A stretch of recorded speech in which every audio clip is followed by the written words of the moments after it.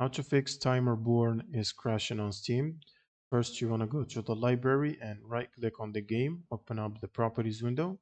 In the launch options, you want to add -dx11 and then go to installed files and click on verify the integrity of game files. And once this process is completed, the next thing you'll need to do is close Steam and open up your GPU app. So if you have AMD, you can use AMD software. And if you have NVIDIA card like me, you can use the NVIDIA app.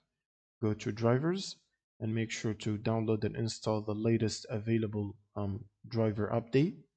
And once you do that, you want to open up a new browser tab, search for Redist, and click on the first link. Now, from the second table here, you will need to download and install the 86 and the 64 installer for the redistributables. And once you finish that, it will ask you to restart your computer. Now, after the restart, you want to open up Steam as admin, right click on Steam and run as admin. And then all you need to do is launch the game from the library, and this should solve the crash problem. Thanks for watching and subscribe.